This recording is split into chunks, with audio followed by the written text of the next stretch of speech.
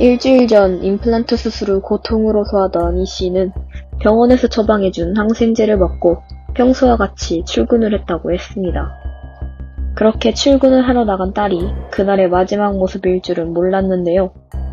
그녀의 어머니는 아직까지 그날의 기억이 생생합니다. 일주일 전쯤인가? 딸이 임플란트 했는데 그날 이후로 수통이 심해졌다는 밤에 잠을 못 잤어요. 그래서 그 병원에 다시 갔더니 그냥 치석제가 받고 항생제 받았는데 가더라고요. 어떻게 이런 일이 있을 수 있죠?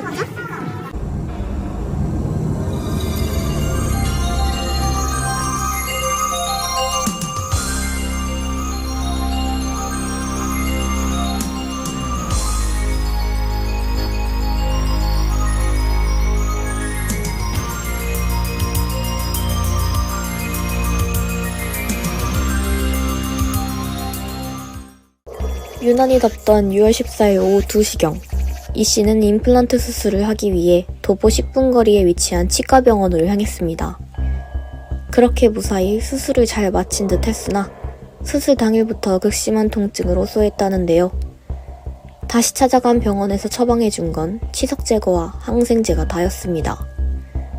저희는 이것이 사실인지 확인하기 위해 해당 병원에 찾아가 봤습니다.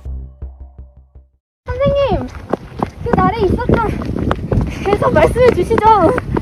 선생님. 왜 도망가시는 거죠? 그 날에 있었던 일에 대해서 사건과 하나로 설명해 주세요. 그만 찍으시라고요. 그 당시 환자는 상태가 매우 안 좋았어요. 치은 구내염과 폐혈성 내염, 색전성 폐렴 등으로 진단을 했죠. 급하게 중환자실로 이송되긴 하셨는데 결국 환자분은 폐렴에 의한 경부신부 감염으로 사망하셨습니다. 차트를 보니까 평소에 이분은 당뇨를 앓고 계셨던 것 같은데 아마 치과 수술 전에 이에 대한 사실을 인지하지 못하고 수술을 감행한 것으로 보입니다. 그 당시 수술 집도인은 이 씨가 쓰러진 사유를 당뇨로 인한 쇼크사라고 밝혔습니다. 사건이 일어난 지 어엿 한 달째. 그런데 말입니다. 그 당시 치과병원에서 일하던 치과의생사가 제보할 것이 있다며 만남을 요청해 왔는데요. 제가 거기서만 2년을 일했어요. 원래 환자가 처음 방문을 하게 되면 복용 중인 약이나 앓고 있는 질환이 있는지 꼭 확인을 하거든요.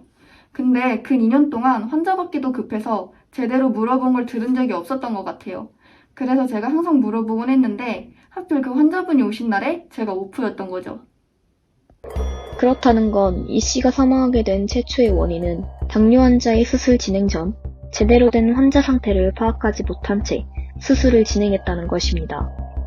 이에 대해 이 씨의 부모님은 해당 치과를 상대로 소송을 제기했고 법원은 환자의 유가족에게 1억 2천만 원을 배상해야 한다는 판결을 내렸습니다. 당뇨 환자 대부분은 인슐린을 처방받아 감염 부분에서 취약함을 보입니다.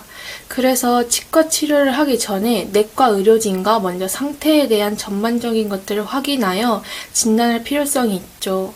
치과 치료가 가능한지 체크를 한 뒤 인슐린 투여량을 조절해 나갈 수 있도록 해야 한답니다. 그렇다면 본격적으로 치과 치료 시 주의해야 할 사항에 대해 알아보겠습니다. 우선 치과 진료를 받기 전에는 반드시 혈당 검사를 거치도록 해야 합니다.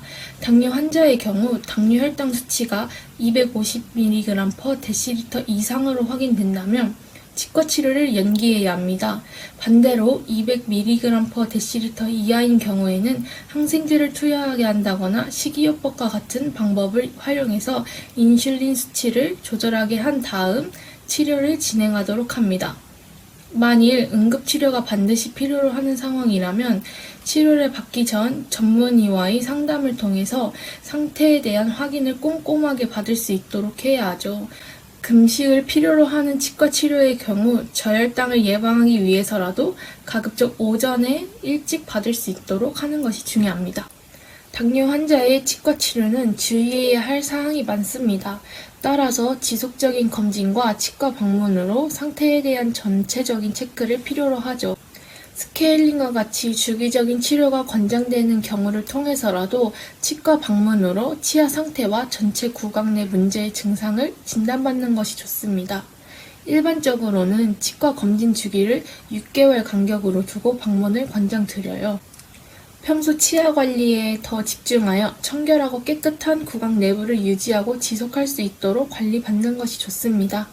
뻣뻣한 칫솔을 사용하기보다는 부드러운 칫솔모 사용으로 구강 내부를 깨끗하고 건강하게 관리하시길 바랍니다.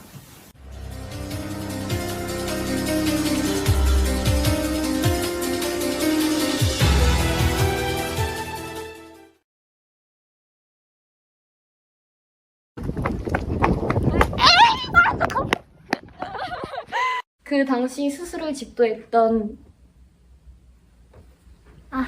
사실로 이송되긴 하셨는데 죄송합니다.